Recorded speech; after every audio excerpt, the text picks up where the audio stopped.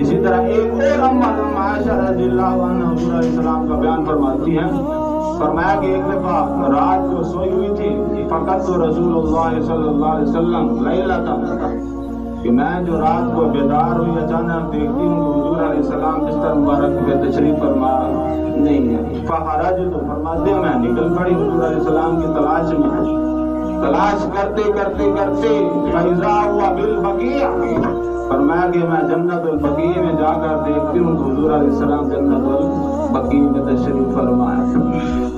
تو ہم عائشہ فرماتی ہیں جب حضور نے مجھے دیکھا فرمانے لگے عائشہ کیا تو یہ گمان کر رہی ہے کہ اللہ کے پاک پیغمبر صلی اللہ علیہ وسلم تیرے ساتھ زیادتی کریں گے، تیرے ساتھ خیانت کریں گے، کہ آج باری تو تیرے گھر میں گزارنے کی تھی اور تو یہ سمجھ رہی ہے کہ شاید ہو سکتا ہے کسی اور بیوی کے گھر چلے گئے ہوں۔ تو میں عائشہ عرض کرتی ہے رسول اللہ جی ہاں میں یہی گمان کر رہی ہوں۔ تو حضور علیہ السلام ارشاد فرمانے لگے عائشہ تو جانتی ہے یہ کون سی رات ہے؟ اب عائشہ فرماتے میں کہ رسول اللہ میں تو نہیں جانتی یہ کون سی رات ہے۔ حضور نے ارشاد فرمایا ان اللہ تبارک و تعالی ينزل ليلة النصف من شعبان إلى السماء الدنيا فيغفر أكثر من عدد شعر غنم بنو قلب أو كما قال عليه الصلاة والسلام۔ فرمایا کہ عائشہ یہ وہ رات ہے نصف شعبان کی رات، فرمایا کہ اس رات کو اللہ رب العزت کی انوارات تجلیات آسمان دنیا پر تشریف لاتی ہیں، اور پھر فرمایا کہ اس رات کو اللہ رب العزت مدینہ کے اندر ایک قبیلہ ہے بنو قلب، اس کے ساتھ تشبیہ دے کر یہ ارشاد فرمایا کہ بنو قلب کی بھیڑ بکریوں کے بالوں کی تعداد کے مطابق اللہ پاک اس رات میری امت کے گناہوں کو معاف فرماتے ہیں، میری امت کے لوگوں کو معاف فرماتے ہیں۔ یہ ایسی عظمت والی رات ہے۔ تو میرے محترم دوستو بزرگوں، یہ تو تھی عظمت والی رات، یہ تو تھی جلوے کی رات، یہ تو تھی عبادت کی رات، اور ہم نے اس کو بنا لیا حلوے کی رات۔ کیا بنا لیا؟ حلوے کی رات۔ ہم نے بنا لیا اس کو موم بتیوں والی رات، ہم نے اس کو بنا لیا دیے جلانے والی رات، ہم نے اس کو بنا لیا اگر بتیاں جلانے والی رات، ہم نے اس کو بنا لیا گلیاں سجانے والی رات، ہم نے اس کو بنا لیا گھر کو صاف ستھرا رکھنے والی رات، جبکہ ہمیں تو یہ چاہیے تھا کہ ہم اپنے دلوں کو صاف ستھرا کرتے، عبادت کے ذریعے سے، ذکر اذکار کے ذریعے سے، روزے رکھ کر، روزہ رکھنا ہے، روزہ بھی ایک نہیں رکھنا، روزے کم سے کم رکھنے ہیں تو 3 روزے رکھنے ہیں، کم سے کم روزے رکھنے ہیں تو 3 روزے رکھنے ہیں۔ یہ بات بھی دل و دماغ میں ہم بٹھا لیں، یہ تو ہم نے رٹ لگا رکھی ہے کہ 15 شعبان کا روزہ، 15 شعبان کا روزہ نہیں میرے بھائی، شعبان کے روزے رکھنے ہیں تو 28 روزے رکھو۔ کتنے روزے رکھو؟ زیادہ سے زیادہ 28، اور کم سے کم 3 روزے رکھو۔ ایک روزے کا ثبوت شریعت میں حضور علیہ السلام کی مبارک زندگی میں نہیں۔ تو یہ رات تھی عبادت کی، یہ رات تھی جلوے کی، یہ رات تھی راز و نیاز کی اللہ کے ساتھ، اور ہم نے اس کو بنا لیا رسمی رات، رواجی رات، بدعات والی رات اس کو بنا لیا۔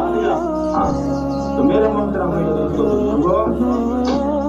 یہ شعبان المعظم کا مہینہ ہے، اس میں جو رات آنے والی ہے یہ بڑی بابرکت والی رات ہے۔ اس رات کو ضائع نہ جانے دیں، جتنا زیادہ ہو سکے اللہ کی عبادت کریں، اور اس رات کے اندر چند لوگوں کی بخشش نہیں ہوتی، باقی سب کی مغفرت ہو جاتی ہے، لیکن چند لوگوں کی مغفرت، ان میں سے جو ایک بندہ ہے فرمایا کہ وہ مشرک ہے، مشرک کی بخشش کبھی نہیں ہوتی۔ اگر ہمارے اندر شرک والے جراثیم ہیں تو ہم اس کو ختم کر دیں۔ بہقی شریف کی روایت ہے، حضور علیہ السلام کا فرمان ہے ان اللہ لا ينظر الى مشرک، فرمایا کہ اس رات کو اللہ رب العزت مشرک کی طرف نظر رحمت نہیں فرماتے، نظر رحمت۔ اور ابن ماجہ کی روایت بھی ہے، فرمایا کہ اس رات کو فیغفر لجمیع خلقہ الا المشرکین، فرمایا کہ اللہ پاک ساری انسانیت کی مغفرت فرماتے ہیں مگر مشرک کی مغفرت نہیں فرماتے۔ کیوں؟ ان الشرک لظلم عظیم، کہ شرک ہے ہی بڑا گناہ ہے۔ شرک کیا ہے؟ بہت بڑا گناہ۔ ایک اور جگہ ارشاد فرمایا انما المشرکون نجس، فرمایا کہ مشرک بندہ نجس ہوتا ہے۔ کیا ہوتا ہے؟ نجس، پلید ہوتا ہے۔ یہ قرآن کے الفاظ سنا رہا ہوں آپ کو، قرآن کی آیات سنا رہا ہوں آپ کو، انما المشرکون نجس۔ ہمارے گھر کے برتن کے اندر کتا منہ مار جاتا ہم کہتے ہیں یہ نجس ہو گیا ہے، ہمارے بستر کے اوپر سے کتا گزر جاتا ہم کہتے ہیں نجس ہو گیا ہے، اور اس کو یا تو گھر سے باہر پھینک دو یا اس کو صاف ستھرا کیا کرو، دھو سنت کے مطابق، شریعت کے مطابق، پھر یہ استعمال کے قابل ہوگا، ورنہ استعمال کے قابل۔ مشرک کی حالت بھی ایسی ہے، وہ نجس ہوتا ہے، وہ پلید ہوتا ہے۔ انما المشرکون نجس۔ آپ خود اپنی زبان سے اس بات کا جواب دیں، ایک اللہ کا نبی ہو بھی امام الانبیاء صلی اللہ علیہ وسلم، معاذ اللہ نقل کفر نباشت، وہ کبھی شرک کر سکتا ہے؟ اللہ کا نبی ہو بھی امام الانبیاء، شرک کر سکتا ہے؟ نہیں کر سکتا نا۔ لیکن پھر بھی اللہ نے قرآن مقدس کے اندر اپنے محبوب کو مخاطب کر کے ارشاد فرمایا، وہ الفاظ میں آپ کو سنا رہا ہوں، لیکن اشرک لَيَحْبَطَنَّ عَمَلُكَ وَلَتَكُونَنَّ مِنَ الْخَاسِرِينَ۔ فرمایا کہ اے میرے محبوب، پہلی بات تو یہ ہے کہ یہ ہو نہیں سکتا کہ میرا محبوب دو جہانوں کا سردار ہے اور وہ شرک کرے۔ فرمایا کہ بالفرض والمحال، اگر آپ سے شرک صادر ہو بھی جائے، فرمایا کہ تب بھی آپ کے سارے اعمال ضائع کر دیے جائیں گے، آپ کے سارے اعمال کیا کر دیے جائیں گے؟ ضائع کر دیے۔ میرے بھائی، شرک بہت بڑا گناہ ہے، شرک بہت بڑا گناہ ہے۔ اللہ کی ذات کے ساتھ کسی کو شریک کرنا یہ اللہ کے حق کو ضائع کرنے والی بات ہے۔ اللہ کا حق کیا ہے؟ اللہ کا حق یہ ہے کہ اللہ ہی بیٹیاں بیٹے دیتا ہے، اللہ کے علاوہ بھی دے سکتا ہے، اور اس کے اندر ہم کسی کو شریک کر سکتے ہیں۔ عزت ذلت کون دیتا ہے؟ اللہ دیتا ہے، اللہ کا حق ہے، اس کے اندر کسی کو شریک کر سکتے ہیں۔ نفع نقصان کون دیتا ہے؟ اس میں کسی کو شریک کر سکتے ہیں؟ نہیں کر سکتے۔ اگر شریک کریں گے تو پھر وہی بات، انما المشرکون نجس، فرمایا کہ مشرک نجس ہے، پلید انسان ہے۔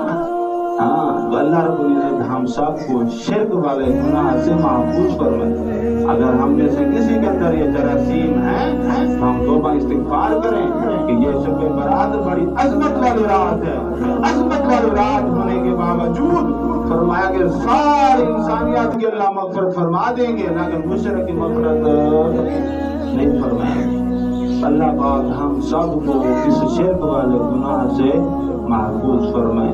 اس کے علاوہ ایک اور بھی بات ہمارے معاشرے کے اندر بھائی جاتی ہے کہ جب شب برات کی رات آتی ہے تو ہمارے مسلمان بھائی مسجدوں میں صلاۃ و تسبیح کی جماعت کرواتے ہیں۔ کیا کرواتے ہیں؟ جماعت کرواتے ہیں۔ کیوں بھائی؟ اگر ہم میں سے مجھ جیسا کہ بندہ منع کرے نا، وہ کہتے ہیں تم مولوی یار پتہ نہیں کیوں مولوی ایسا نیکی کریں گے، اس سے صاحب نیکی نہیں کرنے گے، ایسا نیکی کریں گے صاحب نیکی نہیں کریں گے۔ میرے محترم بھائی دوستوں بزرگوں، نیکی کرنی چاہیے، نیکی وہ کرنی چاہیے جس کا اللہ رسول نے ہمیں حکم دیا۔ اس کے علاوہ اگر ہم نیکی کریں گے تو وہ بدعت ہوگا۔ بدعت انسان کو کہاں لے جاتی ہے؟ گمراہی کی طرف، اور گمراہی انسان کو جہنم کی طرف لے جاتی ہے۔ تو صلاۃ و تسبیح پڑھنی ہے، انفرادی طور پر پڑھیں، ایک دفعہ پڑھیں، دو دفعہ پڑھیں، چار دفعہ پڑھیں، ساری رات پڑھیں، آپ کوئی نہیں روکے گا، لیکن جماعت کے ساتھ صلاۃ و تسبیح پڑھنے کی اجازت نہیں ہے۔ بات سمجھ میں آ گئی ہے؟ اللہ پاک ہم سب کو عمل کرنے کی توفیق عطا فرمائے۔ سنتے ہیں۔